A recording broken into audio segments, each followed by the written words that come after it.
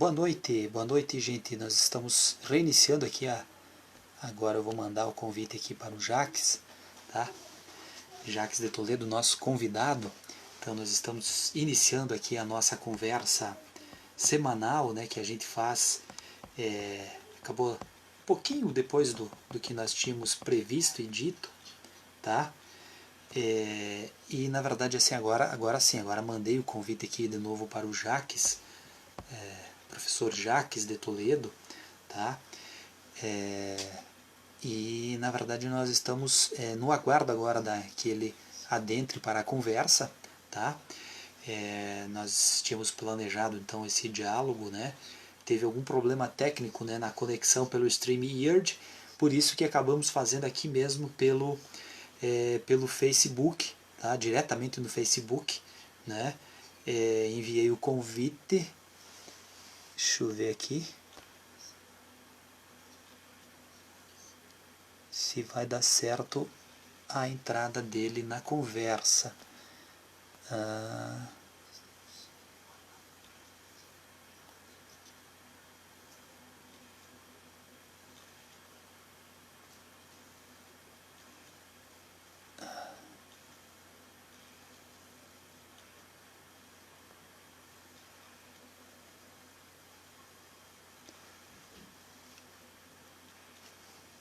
Agora vai dar para convidar o Jaques aqui. Aí, deu certo aqui.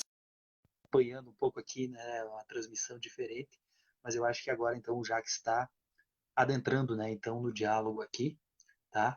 E a gente vai conseguir fazer esse debate, né, que a gente acabou atrasando alguns minutinhos, né, por conta dos problemas técnicos. Tudo bem, Jaques? Tudo bem. Valeu, tudo bem. Deixa A só. gente vai aprendendo com a tecnologia. Só um pouquinho que eu acho que eu vou ter que virar o meu celular aqui. Ali, ó. Ali eu acho que a câmera ficou um pouco... Não, tava certo, Jaques. Tá ok? Para mim Tá aparece. Ele Para mim tá tá... aparecendo. Deixa eu só colocar ele um pouquinho mais alto, o meu. Daí a minha cabeça fica mais... Agora o Jaques sumiu daqui. Tá aqui. Ali, beleza. É, que Ficou bom aqui. Ficou bom. não sei se tá me ouvindo bem? Tô te ouvindo direitinho, bem certinho, Ah, bem... legal. Então, show de bola. Pessoal, então, só deixa eu vir um pouquinho mais para trás aqui, eu acho que fica mais... Eu só vou. Tem alguma coisa que tá dando microfonia. Não sei se é o meu ou é o teu. Deixa eu desligar então aqui o meu Facebook do Note aqui. Porque Aí, eu vou pedir para desligar. falar contigo, eu vou colocar o fone. Quando eu cantar, eu tiro, porque daí acho que fica melhor. Beleza. Então, desculpa ali as pessoas que já estavam acompanhando, né? Deixa eu só ver um detalhe aqui. O Túlio falou, tá bom imagem e som. Valeu, Túlio, valeu, Túlio. Ah, então. Aí, então, assim, pessoal, nós estamos começando agora, né, com um certo atraso, tá? Mas assim, só para justificar, né? Não reconheceu a câmera no programinha StreamYard, tá? Do Jax, né? Então a gente está fazendo direto no Facebook. Por isso que a imagem ela vai ficar um pouco mais como se fosse no formato de tela mesmo, né? Porque nós estamos com a câmera do celular. Dito isso, pessoal, então nós estamos recebendo hoje o Jax de Toledo, professor, mestrando e quase mestre, na verdade, ele já foi, né, Jax? E nós estamos então nessa conversa, né, que vai tratar um pouco sobre a formação militante, aí, sobre formação militante e sobre Fundeb, tá? Então, um pouquinho, né, alguns pitacos sobre educação. Mas primeiro eu queria dizer que o meu prazer aqui de estar recebendo, né, já uma série de convidados, está até as pessoas adentrando aqui, eu acabei perdendo aqui alguns comentários, né, no celular é um pouquinho mais difícil de acompanhar do que no Note, né, as leituras, mas eu vi que aqui o Túlio, o Jackson Rios, a Marineiva, né, chegou o Fábio Dain, enfim, uma galera aqui, alguns já passaram aqui, a Neiva, o Lauro, né, e Acho que chegou mais alguém para sair o 17 aí. Ah, boa. E o meu prazer, então, em receber o Jaques, né? Pré-candidato a vereador, professor Jaques, né?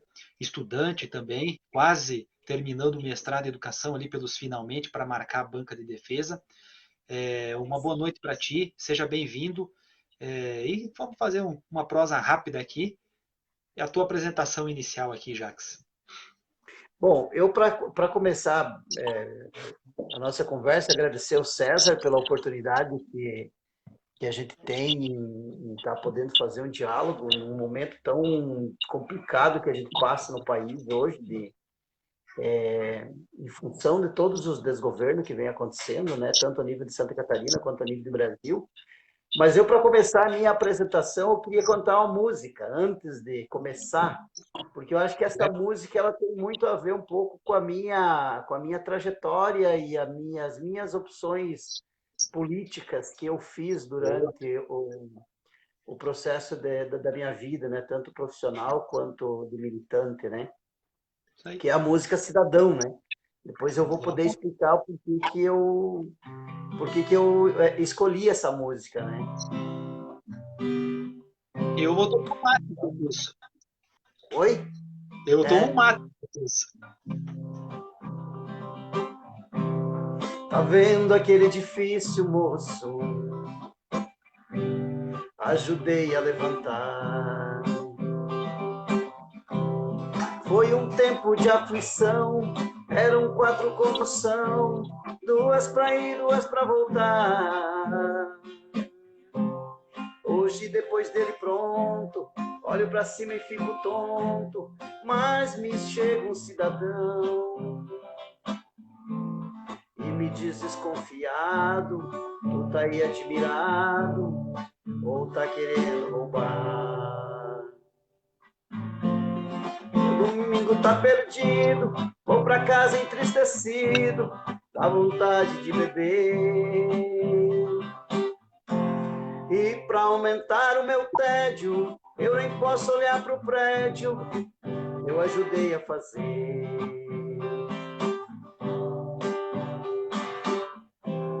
Tá vendo aquele colégio, moço? Eu também trabalhei lá. Lá eu quase me arrebento, fiz a massa com cimento, ajudei a rebocar. Minha filha inocente diz pra mim, toda contente: pai, vou me matricular. Mas me vem um cidadão, criança de pé no chão, aqui não pode estudar. Essa dor doeu mais forte, porque é que eu deixei o norte, eu me pus a me dizer. E pra aumentar o meu tédio, eu nem posso olhar pra escola que eu ajudei a fazer.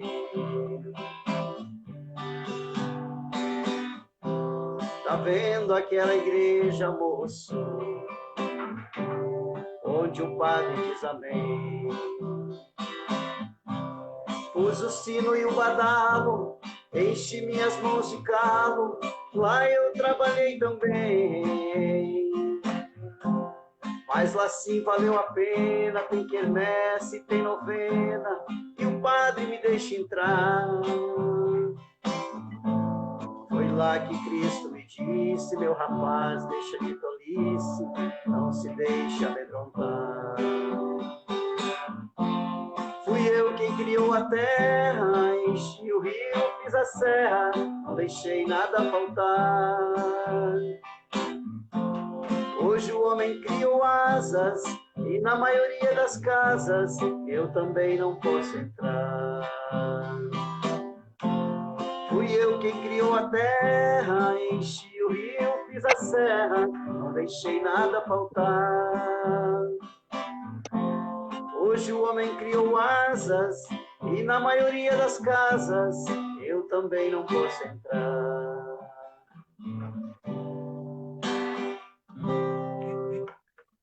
Por que Muito que bom, eu... Saiu bem? muito bom, Zé Geraldo. E o Jacques cantando, que é Geraldo, né? Apesar de que ele não dialoga mais politicamente como a gente, mas é uma figura extremamente importante da música popular brasileira e com certeza essa música. Por que eu cantei essa música? Porque eu me chamo Jacques, todo mundo me conhece, hoje sou professor, mas teve um certo tempo da minha trajetória, lá pelos meus 16 anos, que eu trabalhei como servente de pedreiro. E toda vez que eu vou para o centro, eu passo naquele prédio, olho para aquele prédio duas, três vezes com a minha esposa também, eu comentei isso com ela. Ó. Nesse prédio eu ajudei a fazer. E eu olhava lá do décimo primeiro, 12º andar e olhava para a minha realidade ali de servente de pedreiro, que precisou abandonar a escola por 2 anos consecutivos por ter que escolher trabalhar. E eu falei que não sou contra a profissão, não sou contra as condições aqui que a gente acaba tendo que exercer, mas eu quero um outro rumo para minha vida. Eu quero buscar outras coisas, eu não quero viver nesse tipo de situação, até porque em 95 e 6 as condições no Brasil eram ainda mais precárias do que são hoje, né? Salário mínimo baixíssimo, condições de trabalho piores ainda. E aí eu busquei uma trajetória para a minha vida, já que a gente vai falar de formação militante, de dizer que eu tentei buscar um outro caminho, embora mais tarde eu também precisei deixar de estudar para poder trabalhar, que ainda era uma necessidade nossa, eu fui buscar outros caminhos. Então eu comecei a fazer uma militância diferente de muita gente, eu comecei a fazer uma militância partidária. A maioria das pessoas entra no movimento social e depois entra no partido, né? Ou não, né? Mas esse é o caminho normal, né? Fazer militância social e depois você ter vínculo ou uma filiação partidária, se tem pretensão. E eu fui o inverso, eu fiz uma filiação partidária e depois fui militar socialmente. Então a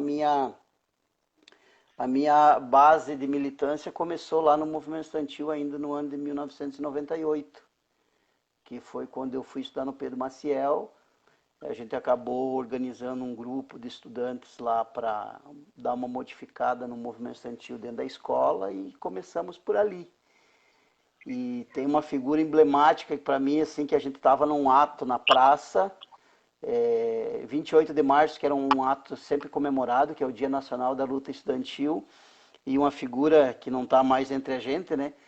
Ele chegou para mim, ele disse, ó, essa hora, se tu quer tornar uma liderança estudantil, tu vai ter que subir lá e representar a escola, porque estavam chamando a escola e não tinha ninguém para falar em nome da escola, que foi o saudoso Marcelino, né? Ele deu aquele cutucão que ele costumava a sempre estar próximo da gente, né? Com o cotovelo, e diz, vai lá agora, é tua hora.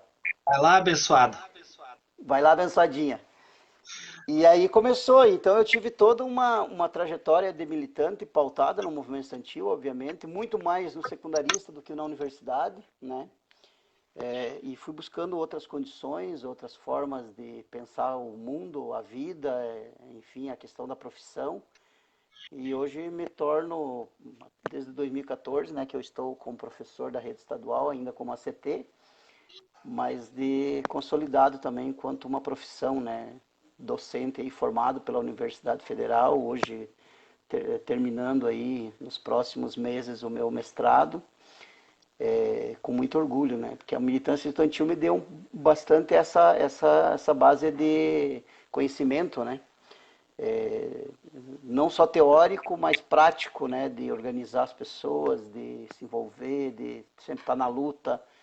Eu lembro que a gente pensava em Universidade Federal no movimento estudantil e a nossa luta naquela época era para que os alunos não precisassem pagar mensalidade na escola. E quando a gente falava em Universidade Federal, parecia que era algo muito distante, né? Sei. Várias discussões que teve aqui, ali na década de 2000, que a gente também ajudou a contribuir com o debate e, felizmente, em 2009 a gente conseguiu essa grande conquista que foi a Universidade Federal da Fronteira Sul, né?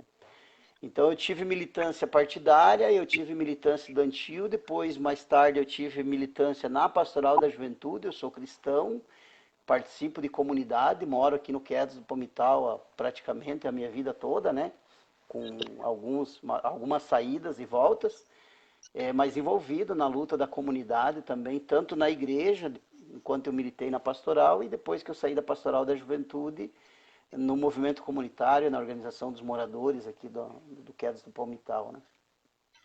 E a partir de 2014 que eu adentrei a educação e iniciei a minha trajetória profissional como professor ACT e hoje também, agora licenciado da função de conselheiro estadual aí do Sindicato dos Trabalhadores da Educação.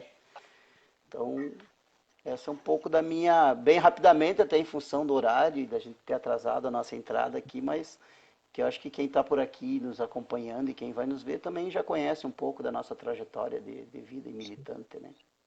Isso aí. Eu, antes de devolver para o Jaques, né, os comentários hoje. Vou pedir para o Jaques, quando não estiver falando, desligar o som, que dá o meu retorno ali. Você percebeu? Que é o seguinte, tá, pessoal? Deixa eu ver onde é que eu desligo aqui agora. Na verdade, então, assim, eu vejo que algumas pessoas. Só tira o som, Jaques. Não, não, O é que retorno. não. Aí o problema é que daí você não vai me ouvir depois, né? É, é isso. Eu É, vou dar uma diminuída aqui. ele dá um pequeno eco quando eu estou falando, ele retorna para mim. Então, assim, eu estava falando, né?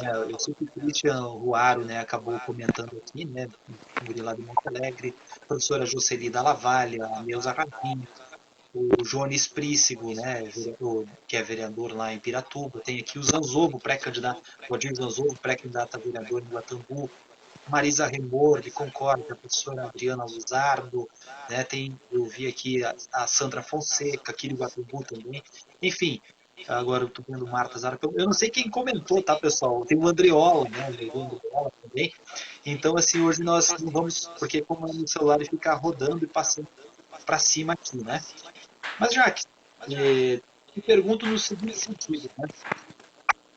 Você falou, então, um pouco dessa trajetória, né, do movimento estudantil, do pastoral, de envolvimento partidário, né? E aí você acabou estudando depois, né? E eu acabei me identificando com muitas coisas que você diz, né? Porque eu também saí lá da linha Savariz para trabalhar em primeiro frango, trabalhava na roça, na lavoura, né?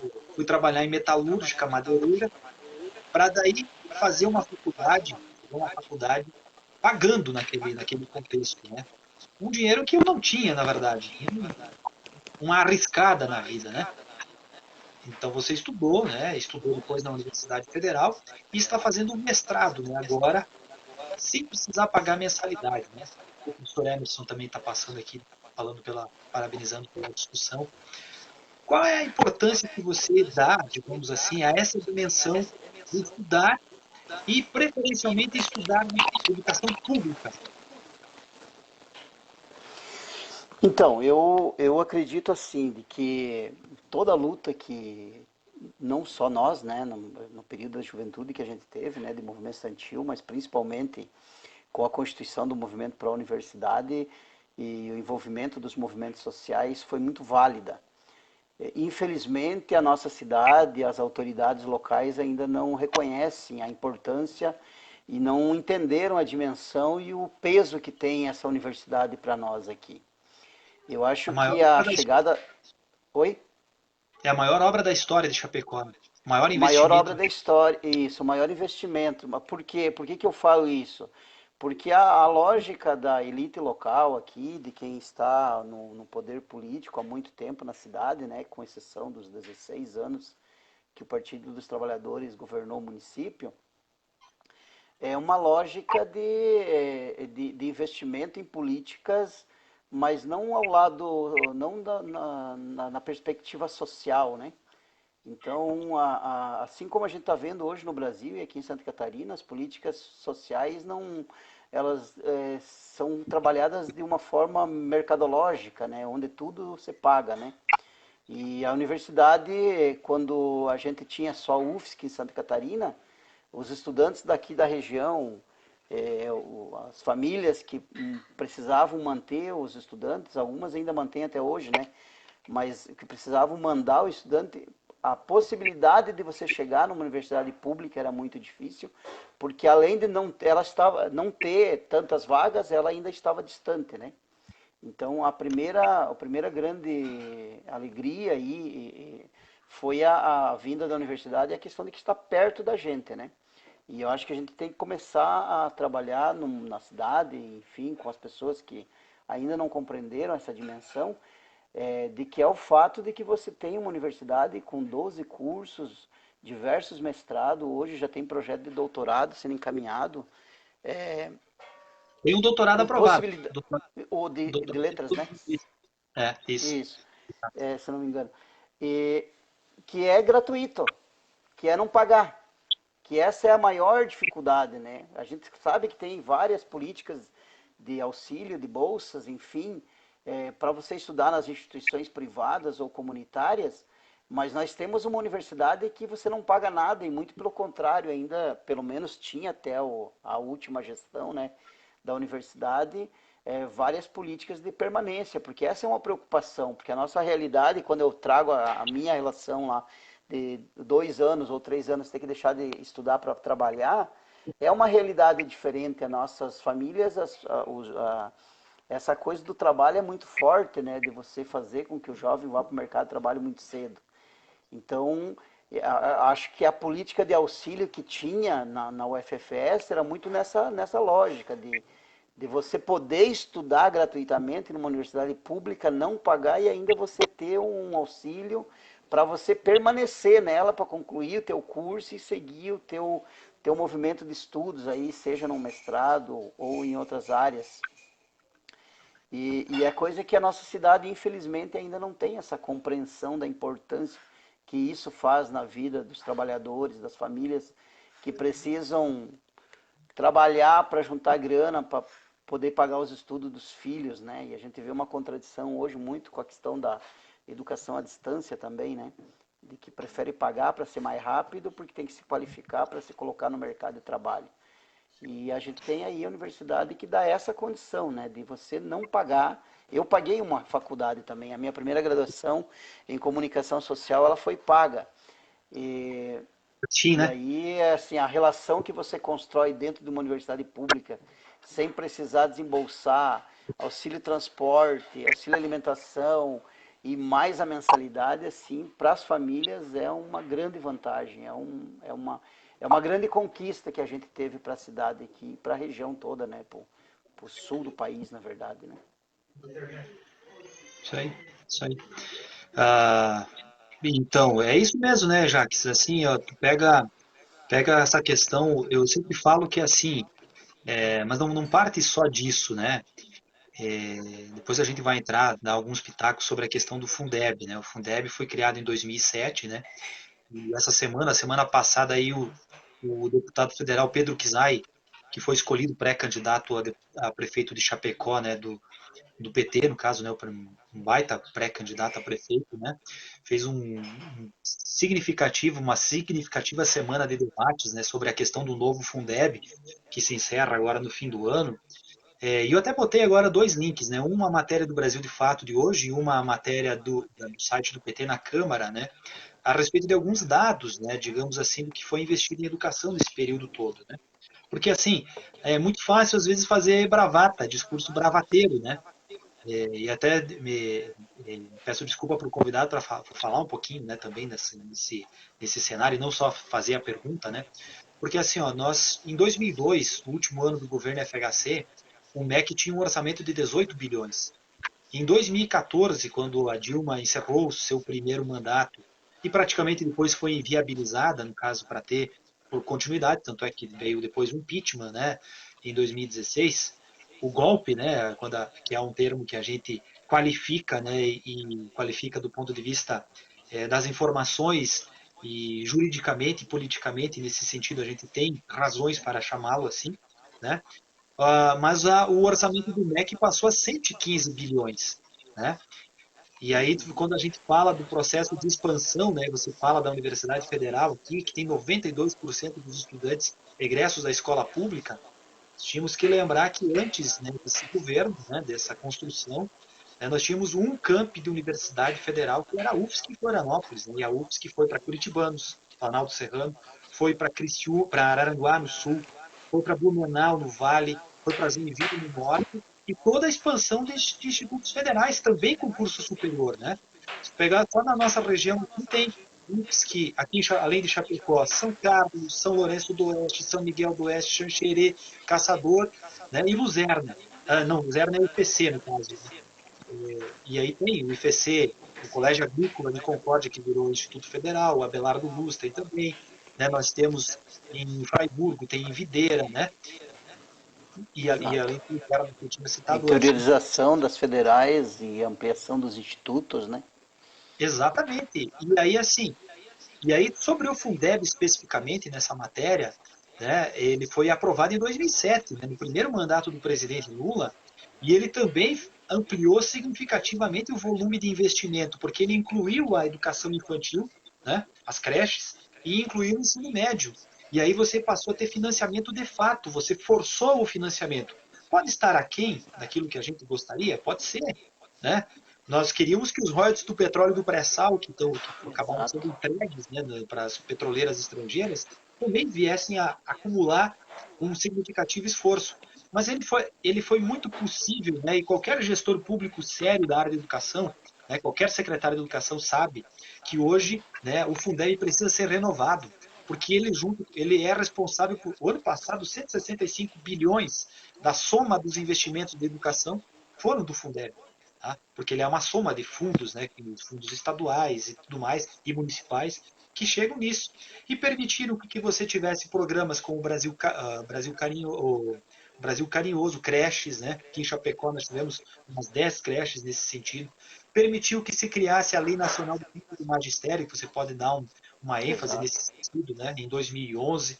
Permitiu com que a gente tivesse a questão então da implantação do caminhos da escola e vários municípios serem beneficiados com o transporte escolar também para o ensino médio, né, que era subfinanciado, as prefeituras se viam aos tombos para poder pagar e às vezes muita gente teve que pagar a transporte escolar, né, para poder estudar no ensino médio, vários e vários relatos, né?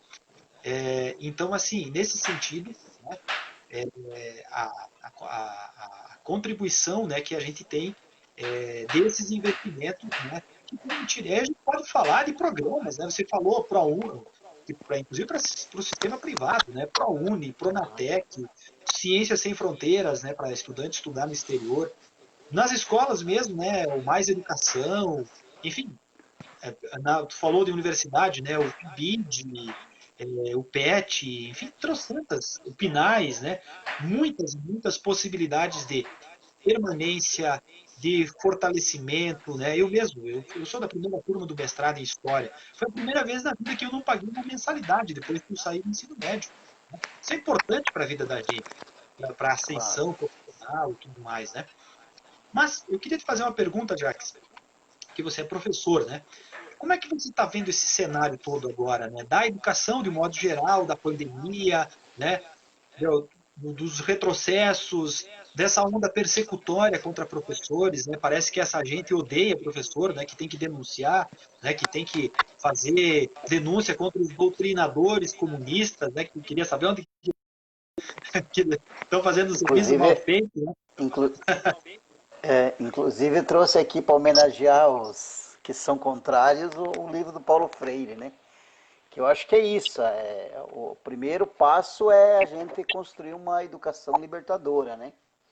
Mas o sistema, esse governo que está aí, ele não quer uma educação libertadora, ele quer uma educação que oprime e que basicamente forme para o mercado de trabalho mão de obra, para poder dar conta, fazer a economia girar, né? A gente vê um processo de contrariedade exorbitante.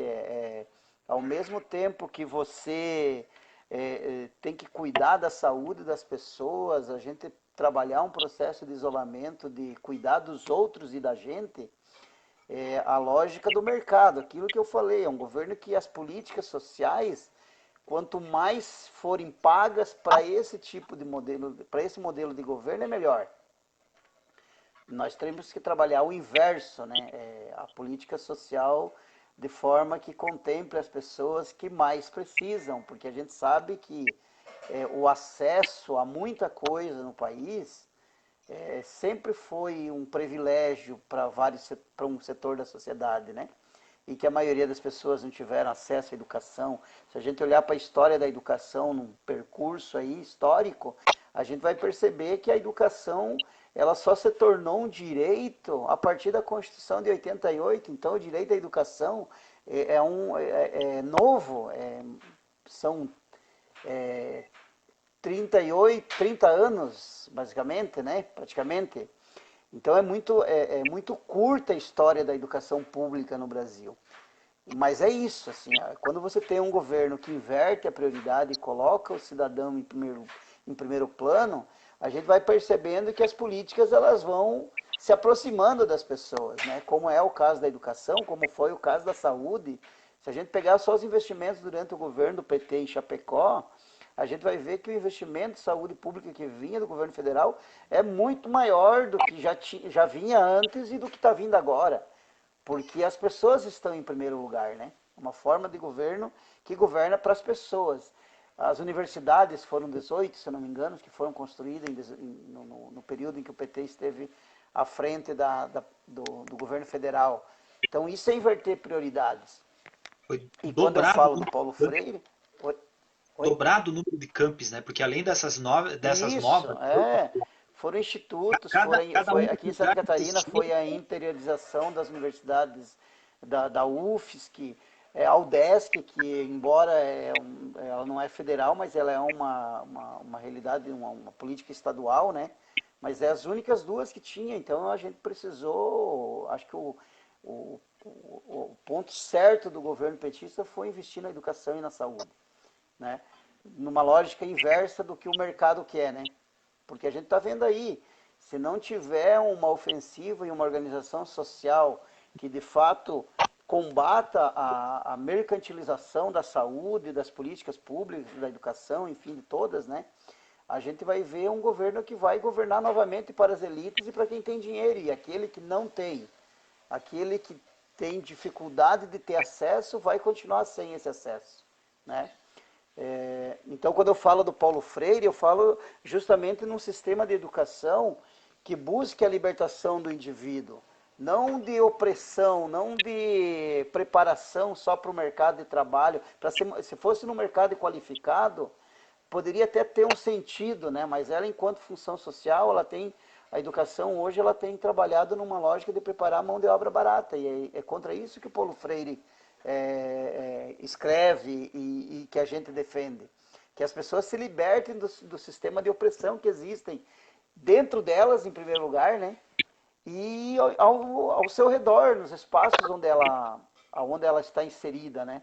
Porque é só a partir do momento que a gente tiver uma libertação de fato das pessoas, é que a gente vai conseguir construir uma sociedade diferente, sem preconceito, uma sociedade solidária, uma sociedade participativa, né, dentro dos processos de discussão que a gente vem fazendo sobre política também.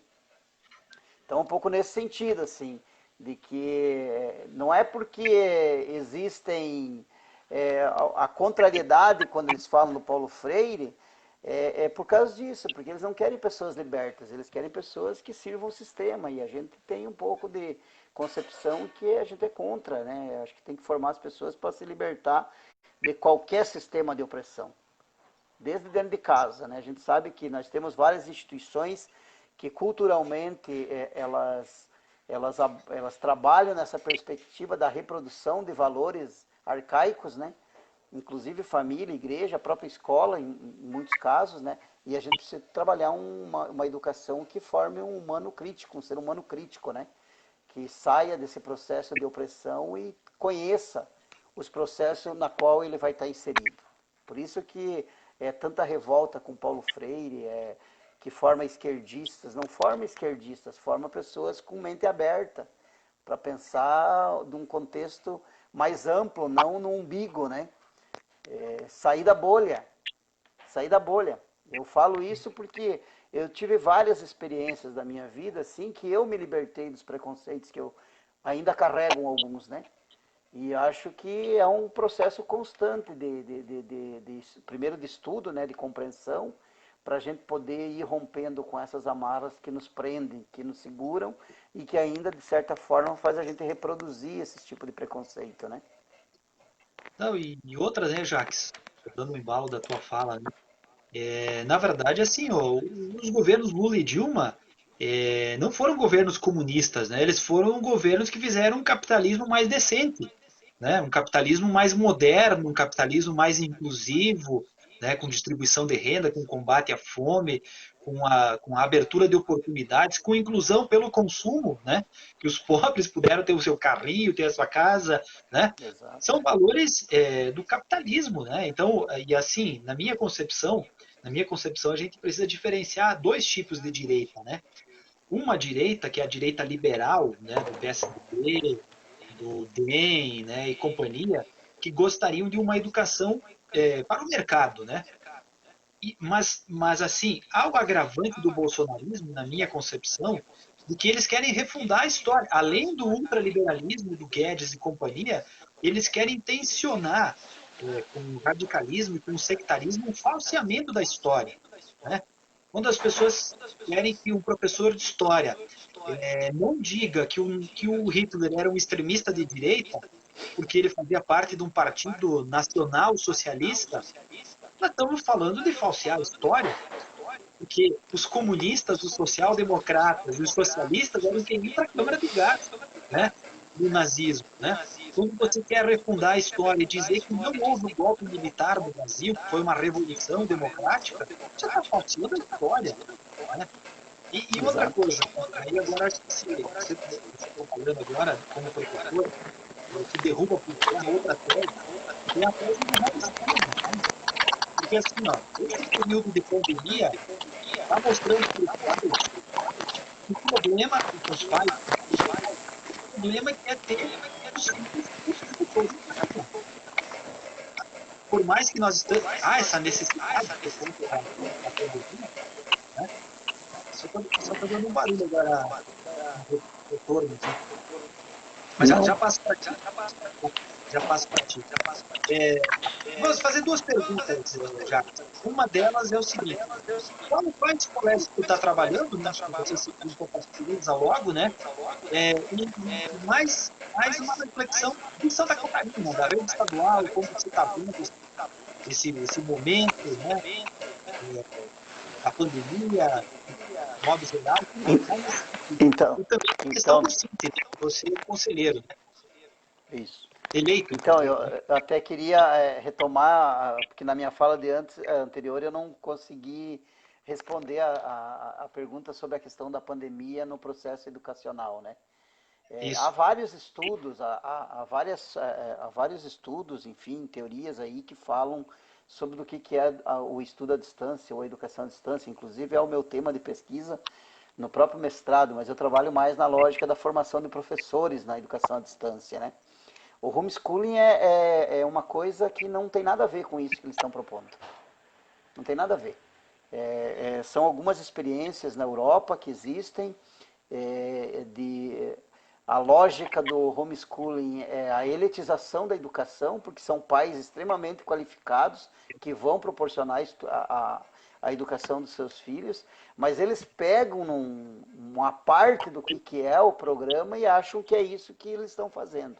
O que a gente vê na realidade agora? Primeiro, professores sem o domínio da tecnologia, porque nós não fomos preparados para isso, para assumir durante uma pandemia, entender como é que funciona as plataformas com que eles estão orientando a gente a dar aula,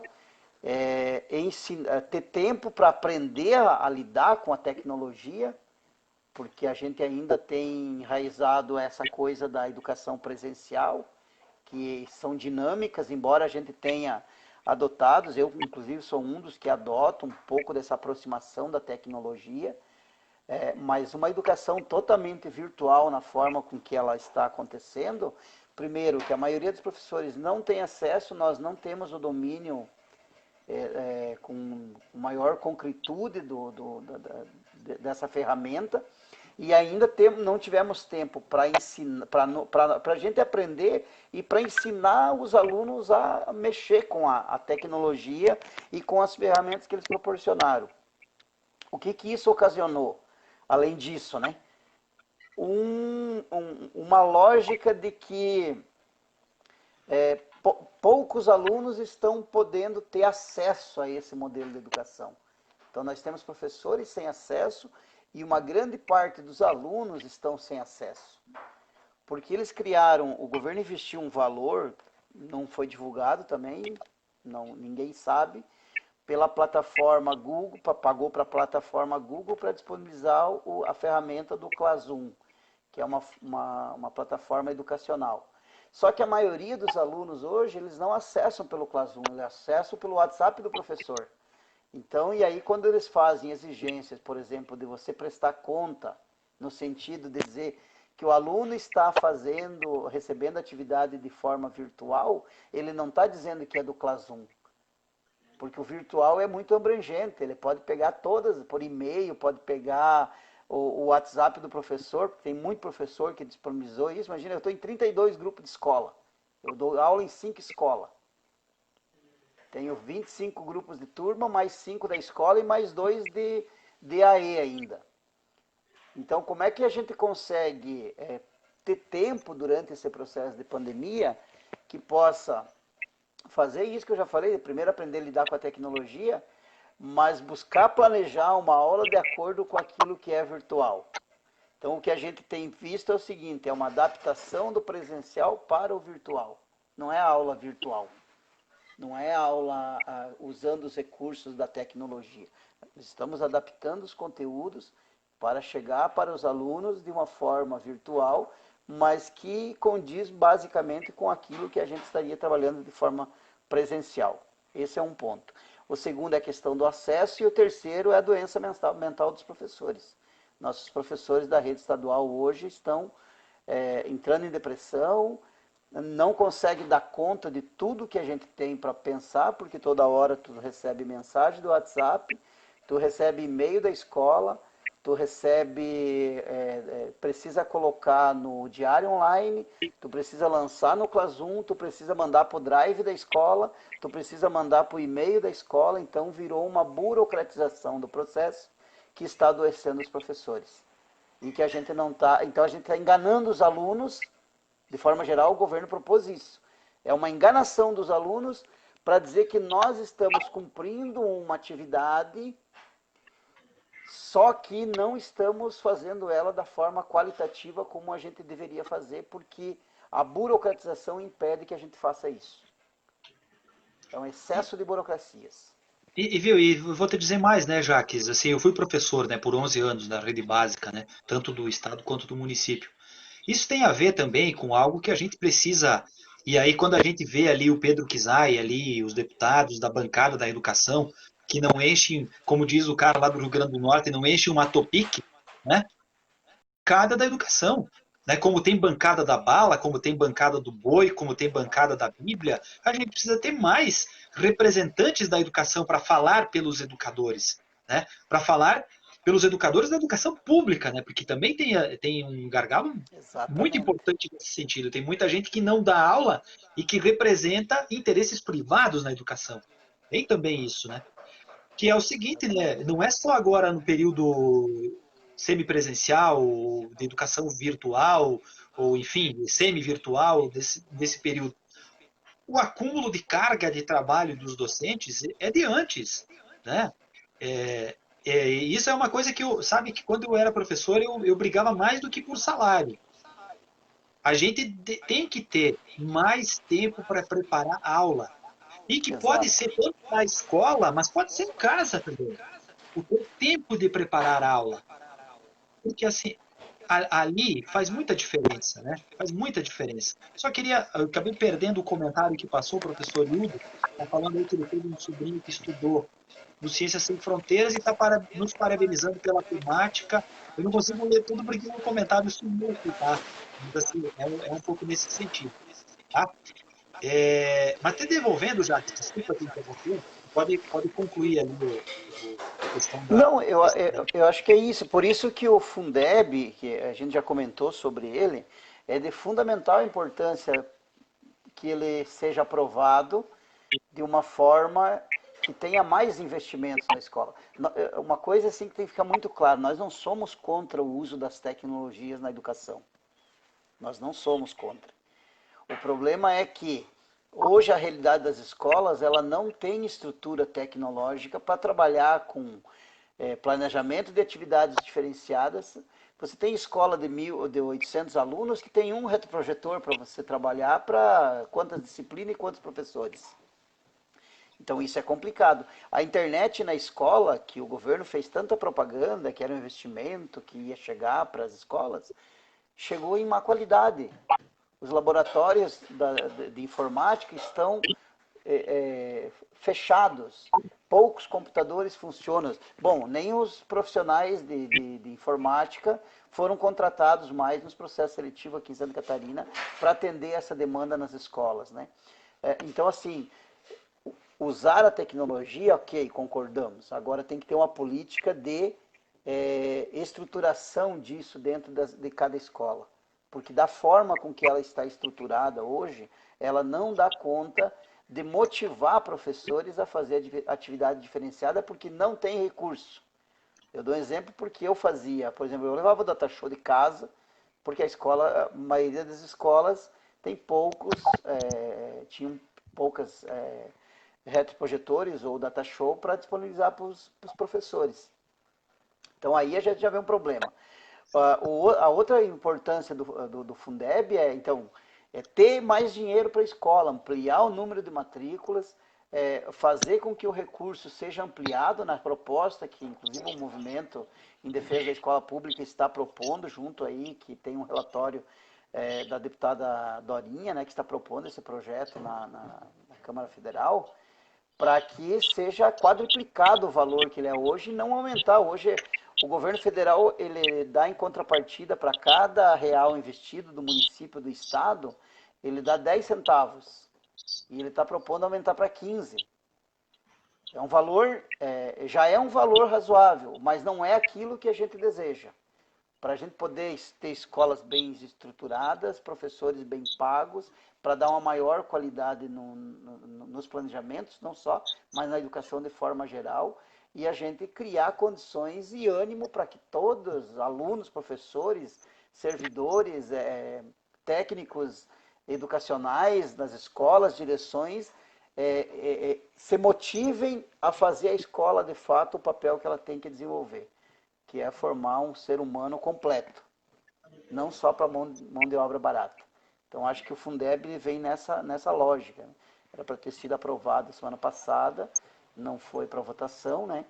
E a gente aguarda mas é a pressão que vai fazer acontecer a luta, não adianta, né? Se a sociedade não se mobilizar, a tendência é que seja um valor menos que é hoje, porque tem uma lógica maior, que é a privatização da educação, inclusive no ensino básico. E a IAD entra nisso aí. A IAD já vem apontando o caminho, já desde os anos 90, né? Do porquê que ela está aí. Ela está colocada a serviço de uma proposta ideológica que vem a nível internacional, orientada pelos organismos internacionais, inclusive, para dizer que esse é o caminho para certificar mais rápido, qualificar mais rápido e formar a mão de obra mais rápido, porque o mercado exige isso. Exatamente. Quem não tiver um diploma de graduação não vai ter espaço no mercado de trabalho. Só que não é só isso que a gente quer. Exato. Tem mais, né? E, além de tudo, tem a emenda constitucional 95, né, que congelou os gastos públicos por 20 anos.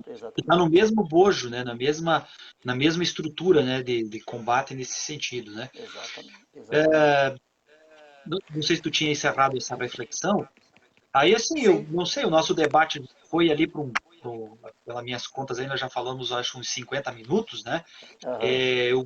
Eu lanço para as tuas considerações finais, né? E você disse que vai fazer mais uma moda de viola aí, no caso, para nós ali? É isso? Vamos ver, deixa eu ver o que eu tinha separado aqui para ver se que se eu cantar mais uma do Zé Geraldo vai ficar meio meio suspeito, né? É porque eu gosto mesmo, acho que Não, boa. Eu ele assisti o tem show dele algumas. aqui em Chapecó. Isso, é. E ele eu acho que contribui também para esse tipo de reflexão, inclusive para o momento agora, né? Que a gente está vivenciando. Mas agradecer o espaço, né? Eu acho que é bom a gente fazer esse tipo de conversa. Nós estamos nos preparando aí para um outro processo que é mais conturbado, mas temos muita clareza daquilo que a gente quer. Então, eu também utilizar essas ferramentas das redes sociais, enfim, de outros canais de comunicação que a gente tem, para a gente realmente proporcionar um espaço de diálogo, de busca de conscientização das pessoas, né? Para que se envolvam em tudo que é processo. Não adianta eu estar numa empresa, receber aquele salário que muitas vezes não é aquilo que paga as necessidades básicas que eu tenho e eu não conseguir me movimentar ou questionar ou me organizar para que eu possa reivindicar algo melhor para não só para mim, mas para a minha categoria. E a gente, enquanto sindicato da educação, a gente tem atuado um pouco nessa forma, assim, de que dialogando com os professores, entendendo a realidade de cada escola, de cada espaço onde a educação está inserida, que a gente vai fortalecendo as nossas lutas para conscientizar, para se envolver, porque ninguém faz nada sozinho, né? Eu falo isso muito da política, né? Nós vivemos uma democracia representativa que hoje está limitada ao voto. A pessoa E algum votou e ou ela não busca o parlamentar que ela votou, a pessoa que ela votou, ou ela não é convidada. Eu sempre trabalho com a segunda hipótese, né, que as pessoas não abrem espaço para que o eleitor participe, inclusive da decisão sobre o que ele vai fazer no espaço de atuação, seja legislativa ou executiva. Então tem que começar a abrir canais de diálogos para que a gente vá fortalecendo justamente esse processo de inversão da política tradicional, que é as pessoas poder ter voz. A gente está vendo aí as redes sociais, é uma ferramenta muito importante, então tem que tornar ela um canal politizado. Para concluir, eu queria só fazer um repúdio já com o Dom José, né? Sobre a manifestação de sábado, que eu acho que foi um espaço democrático. Todo mundo sabe que a catedral sempre foi utilizada, a escadaria da catedral sempre foi utilizada para qualquer tipo de manifestação, né? E infelizmente hoje saiu uma nota da catedral lamentando o ocorrido, dizendo que não tinha nada a ver com a igreja. De fato, não foi organizado pela igreja, mas o espaço da catedral é um espaço público, né? E talvez Dom José e as orientações que vêm acontecendo, tanto da CNBB quanto do próprio Papa Francisco, né, vem um pouco nessa luta, nessa garantia dos direitos humanos, né, da inclusão das pessoas, da democracia principalmente. Então, só para deixar também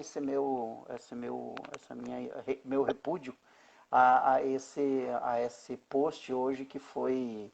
Eu acho que não teve nada a ver com aquilo que se constrói enquanto eu, como cristão, por exemplo. Né? Como cristão, como Dom José lutava, como o Papa Francisco tem orientado, e no verdadeiro papel de cristão, como Jesus Cristo. Né? Ele que era acolhia os pobres, os marginalizados, as prostitutas, nesse momento também estaria em defesa da democracia, em defesa daqueles que estão sendo atingidos pelas políticas neoliberais pelo mundo afora. Né? Então a gente tem um pouco dessa compreensão também. Isso aí. Deixa eu catar a Mas música. te agradeço Depois pela. você pode fazer o encerramento. Não, te agradeço imensamente pela disponibilidade, né? Essa live ela é salva, né, aqui no Facebook, depois eu jogo lá no meu canal no YouTube, no caso, né? Eu tenho chamado assim, não só pré-candidatos, né? Tenho chamado outras pessoas para debater temáticas, né? Cada semana, né? Hoje nós tivemos um pequeno probleminha técnico de arrancada, né? Uhum. Tivemos que trocar de ferramenta, mas eu acho que funcionou e as pessoas aqui acompanharam, né?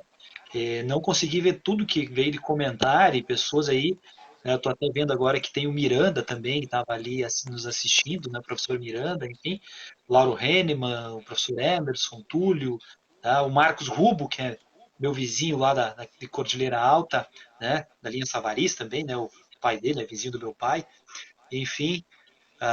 E devolvo para ti, né? Te agradeço imensamente, né? E fica aí o convite para mais adiante, né? Quando tu quiser de novo, né? Fica o espaço aqui. Eu tenho usado as redes sociais porque eu respeito, né? O isolamento social, né? Então é uma forma de a gente ter também a nossa voz, né? Sendo disseminada, né? Digamos do ponto de vista das discussões, das reflexões. Mas a bola está contigo, Só Roberto. Vou cantar então mais uma do Zé Geraldo, que eu acho que é uma música bem polêmica para o momento, inclusive, né, do que vem acontecendo aí.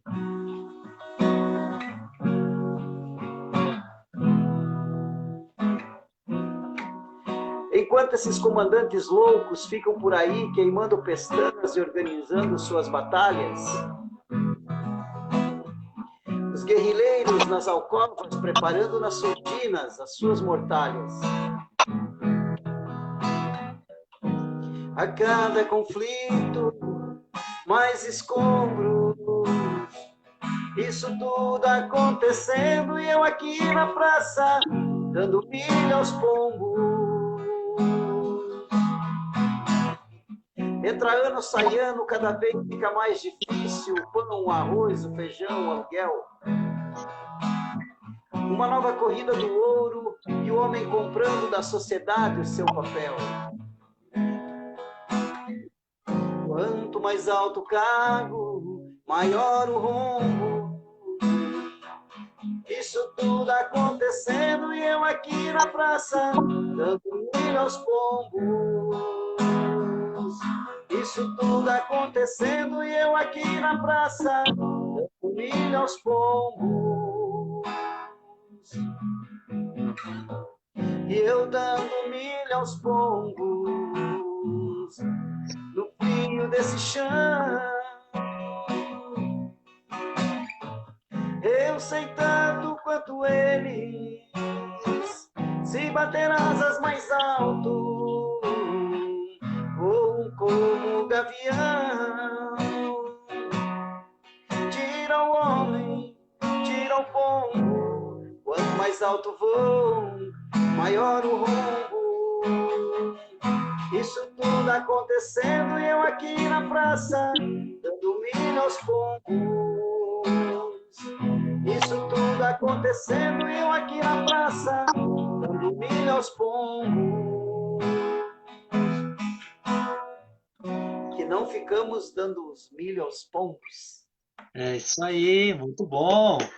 Aí o professor Miranda está dizendo que nós vamos ser bem representados na Câmara Municipal. A professora Jo, Grande deixa abraço, eu ver Miranda. aqui. Professora Jo, isso mesmo, Jacques. Tá, o pessoal chegou e fizeram os comentários agora por último aqui. E Legal. agradeço, né, também as pessoas que acompanharam. Mas, de todo modo, né, boa semana para ti, tá, Jacques?